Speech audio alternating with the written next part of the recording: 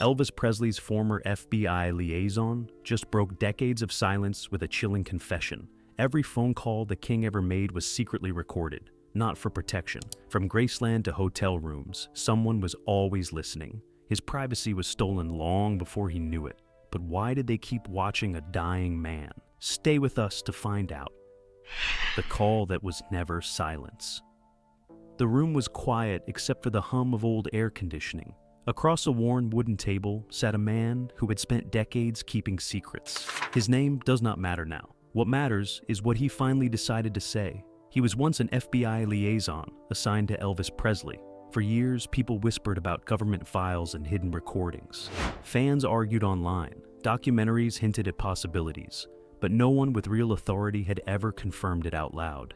Until today. He leaned forward, fingers laced together, and spoke the words that shattered decades of silence. Every phone call Elvis Presley ever made was monitored. Every single one. At Graceland, on tour buses, in hotel rooms across America. Even late at night, when the world slept and Elvis thought he was alone with his thoughts. The phones were never private. It sounds like something from a spy film, but this was real.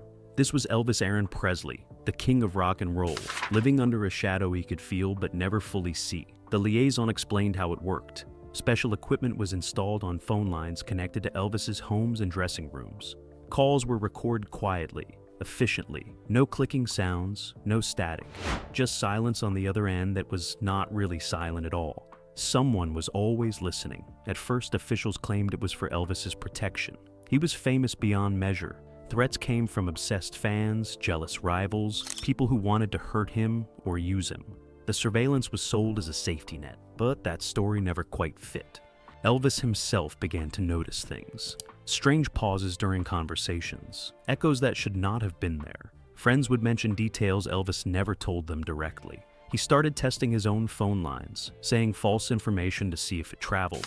Sometimes it did. He grew paranoid, but not without reason. The liaison admitted that the monitoring was not just about keeping Elvis safe. It went deeper than that. Elvis had power, not just fame or money, but real cultural influence. He could move millions of people with a single performance. He had access to presidents, celebrities, and figures most Americans would never meet. And power like that makes people nervous. So they watched, they listened, they documented every word, every plan, every private moment. Elvis's life became a file stored in a basement somewhere, growing thicker with each passing year. But why? Why would the government spend so much time and resources on a singer? Even a singer as massive as Elvis? The liaison paused. His eyes shifted toward the window.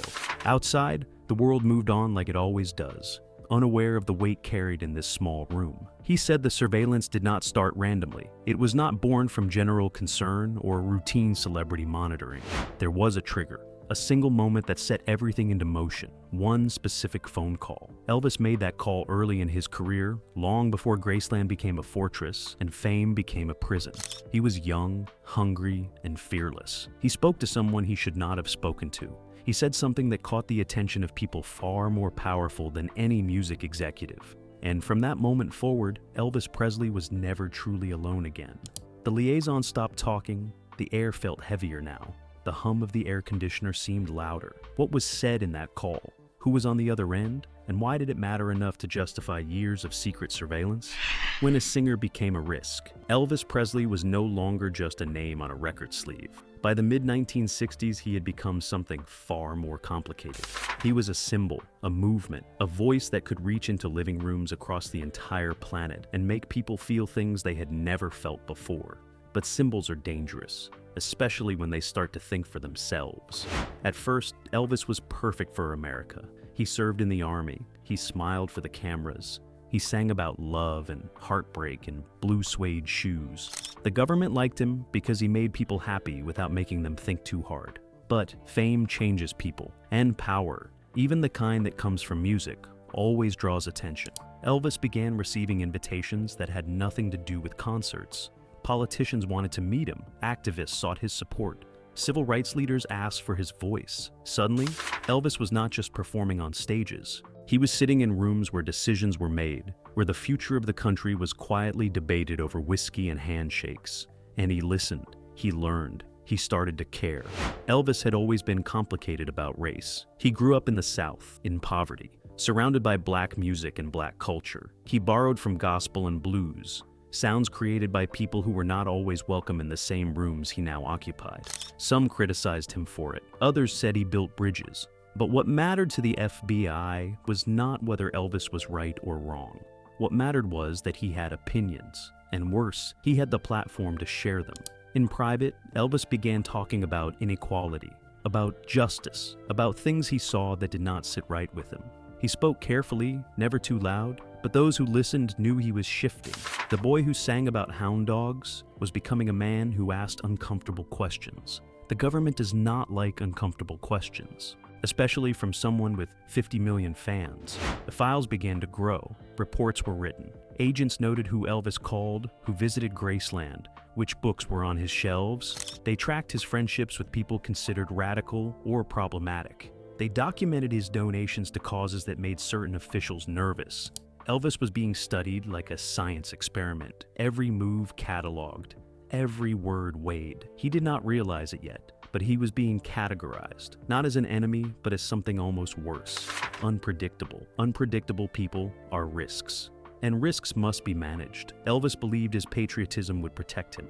He loved his country deeply. He had served when called. He met with President Nixon, offered to help fight dope culture, even requested a federal badge. He thought his loyalty was armor, but loyalty means nothing if you cannot be controlled. Behind closed doors, in offices Elvis would never see, men in suits made a decision.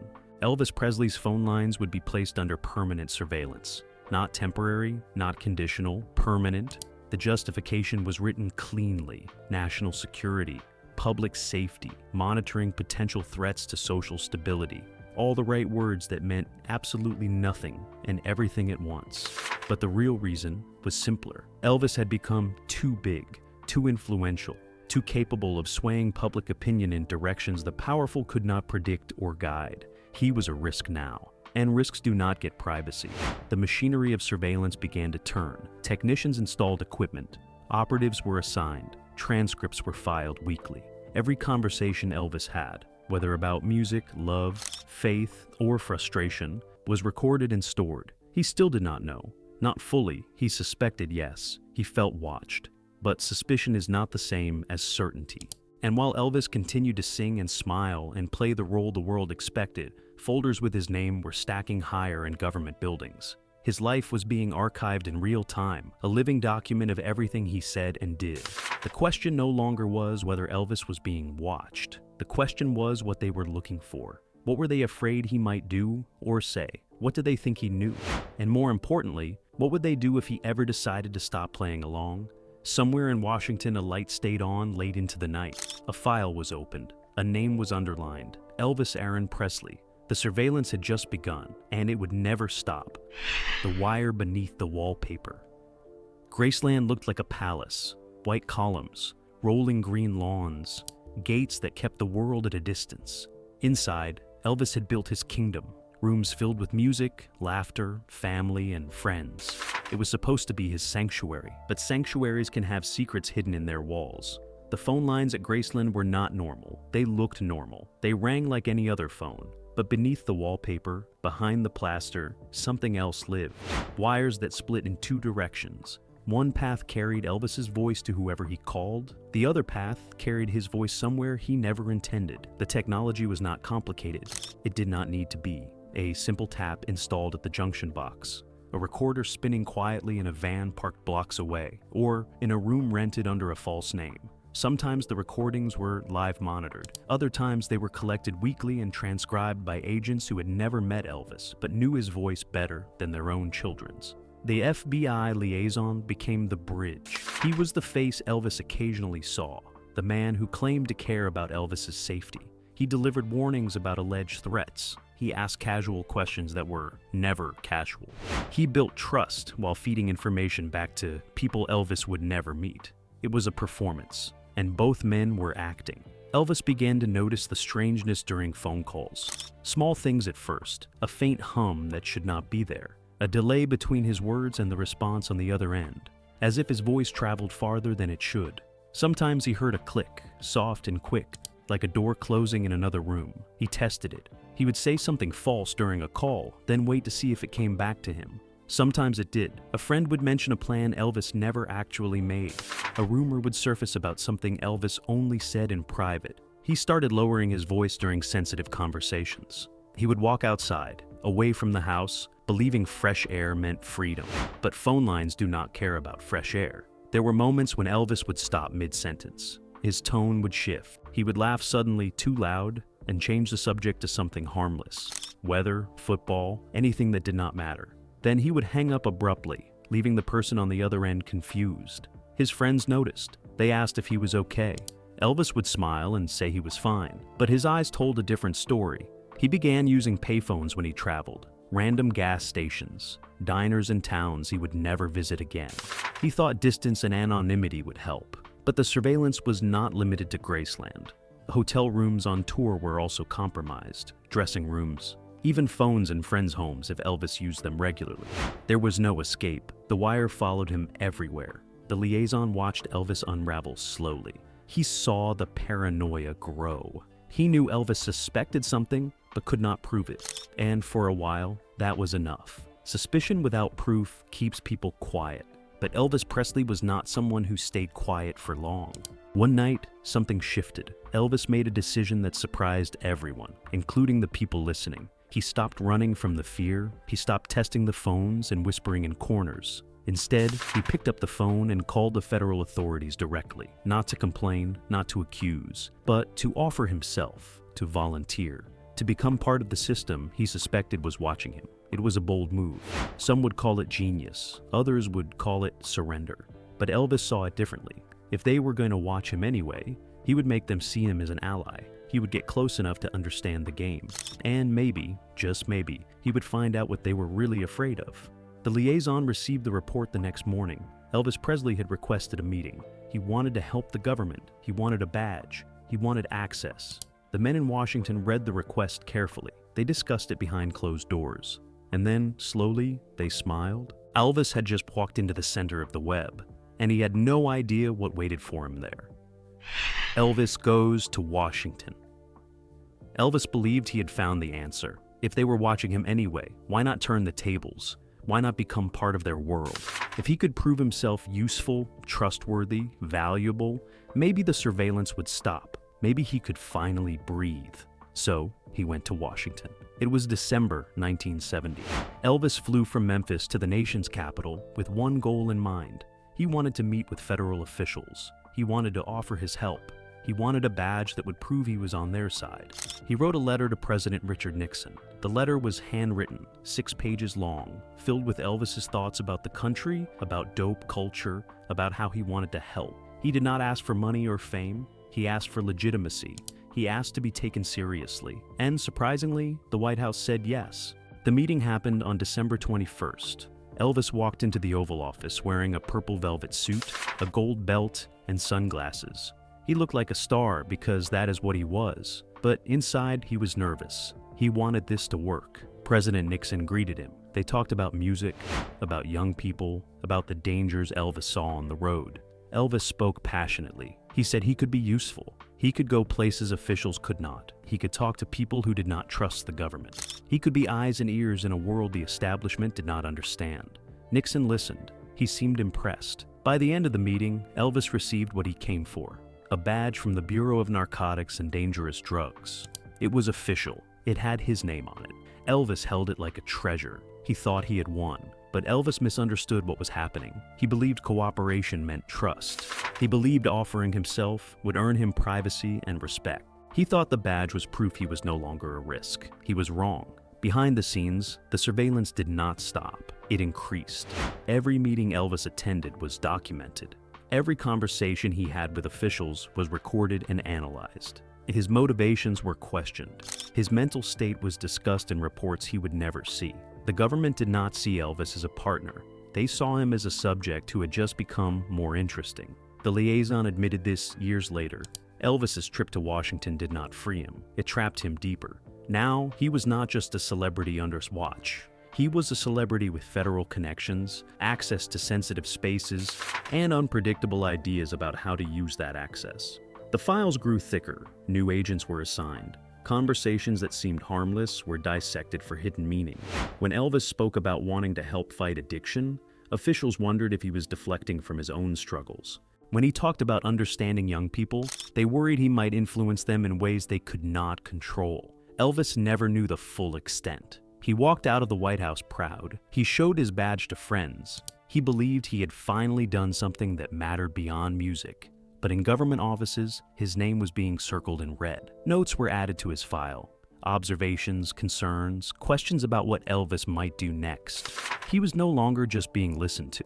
He was being evaluated. Every action weighed. Every word measured. They were deciding whether he was an asset or a liability. And the evaluation was not going well. Elvis began to sense something was wrong. Phone calls felt colder. Meetings he expected never happened. Promises made in Washington faded into silence. The badge in his pocket started to feel less like a symbol of trust and more like a mark. He had walked into the web willingly. He had offered himself, and now he could not leave. The liaison paused when telling this part of the story. His voice dropped. He said Elvis never recovered from the disappointment. The hope that cooperation would bring peace rested slowly, painfully, and in its place grew something darker. Isolation, paranoia, the crushing weight of realizing he had been played. Elvis was trapped now, not by force but by his own choices, living inside the echo. Elvis began to live differently, not loudly, not obviously, but those who knew him could see the change. He smiled less. He trusted slower. He stopped saying what he really felt, even to people he loved. Because when every word is heard by someone you cannot see, honesty becomes dangerous. Graceland was still full of people, friends, family, staff, musicians. But Elvis felt alone in ways no one around him could understand. He was surrounded constantly, yet isolated completely. Fame had always been a cage, but now the bars were invisible and the locks were on the inside. Phone calls became performances. Elvis would pick up the receiver and pause before speaking, as if remembering his audience. His voice would shift into something flatter, safer. Conversations that should have been deep became shallow. Jokes replaced real feelings. Plans were spoken in vague terms that meant nothing to anyone listening. He developed a kind of code with close friends. Certain phrases meant something different than the words suggested. A question about the weather might actually be about his mood. A comment about a song could signal he needed help. But even this felt exhausting. Every conversation required translation. Every moment required caution. Trust became Elvis's rarest resource. He had always been generous with it, believing in people until they proved otherwise. But surveillance taught him a cruel lesson. Anyone could be listening. Anyone could be reporting. Even people who loved him might accidentally reveal something that ended up in a file. So he withdrew. Not from the stage. He still performed. He still gave everything to his audience because that was the one place he felt real. But off stage, in the quiet hours, he retreated into himself. Friends noticed he stopped making long phone calls. Conversations that used to last hours were now 2 or 3 minutes. He would say he was tired or busy, but the truth was simpler. He just did not want to be heard anymore. His relationships suffered. People felt shut out. They wondered if they had done something wrong. Elvis could not explain without sounding paranoid. How do you tell someone you love that you cannot speak freely because the government might be listening? How do you admit that your own home feels like enemy territory? Some people left. Others stayed but felt the distance grow. Elvis carried the weight of secrecy alone, because sharing it meant making others carry it too. The isolation fed other problems: sleeplessness, dependence on medication, a creeping sadness that no amount of applause could fix. Elvis was trapped inside an echo. Every word he spoke came back to him, distorted, analyzed, and filed away. He started spending more time alone in his room, reading spiritual books, watching television until dawn, anything to avoid the silence that was not really silent. The liaison admitted that even during these final years, the surveillance never stopped. Elvis's phone was monitored until the very end. Transcripts were still filed. Reports were still written. The machinery kept turning long after Elvis stopped trying to escape it. By the mid-1970s, Elvis was exhausted, not just physically, though his body was failing. He was tired of pretending, tired of performing off stage, tired of living inside a story someone else was writing. He had become a ghost in his own life, present but not free, watched but not seen. And the people listening never stopped to ask what their attention was costing him. The liaison's voice grew quieter. The final years were coming, and with them, the truth about what surveillance really took from Elvis Presley. The line was still open. Elvis Presley passed on August 16, 1977. The world stopped. Fans wept in the streets. Radio stations played his music on repeat. Graceland became a shrine overnight. The king was gone, but the surveillance did not end with him. The liaison sat across the table, older now, carrying decades of silence like stones in his pockets. He had watched Elvis from a distance most people could not imagine. He had read transcripts of private conversations. He had filed reports about a man he never truly knew, but observed more closely than almost anyone. And now, finally, he was ready to admit the truth. The monitoring of Elvis Presley never officially ended. Not when his health declined. Not when his performances became painful to watch. Not even when it became obvious that Elvis was struggling to survive each day. The phone lines at Graceland remained tapped. The recordings continued. The reports were still filed, week after week, month after month, right up until there was no one left to listen to. Why? That is the question that haunts everyone who learns this story. Why continue watching a man who was clearly falling apart? Why keep listening when there was nothing left to gain? The liaison explained it simply. Once surveillance begins, stopping requires a decision, and decisions require justification. No one wanted to be the person who ended the monitoring, only to have something happen that could have been prevented. So, the easier choice was to do nothing, to keep the system running, to let the machine continue. Elvis's final years were lived under a microscope he could no longer fight. He was too tired, too sick, too broken by fame, by pressure, by the weight of being watched for so long. His phone calls became shorter, more desperate. He reached out to doctors, to spiritual advisors, to anyone who might offer comfort, but every word was recorded. Every moment of vulnerability was documented. The irony is almost unbearable. Elvis Presley was heard by millions. His voice filled stadiums. His records sold across the world. But when he needed someone to truly listen, to hear the pain beneath the words, no one did. The people monitoring him were not listening for meaning. They were listening for risk, for threats, for anything that might require action. They heard his words but missed his suffering. In his last concerts, Elvis looked exhausted. He forgot the lyrics. He stumbled. He spoke to audiences about feeling tired, about wanting rest. Fans worried. Friends begged him to stop performing. But the surveillance reports noted only facts, dates, locations, names mentioned, nothing about the human being falling apart.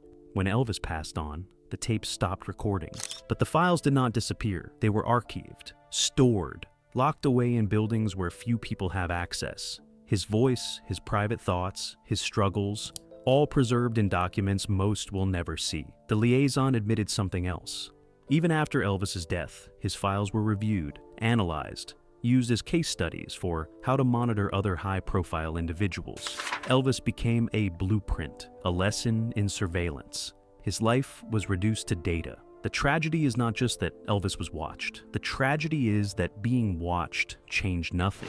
It did not protect him. It did not save him. It only documented his decline with cold precision.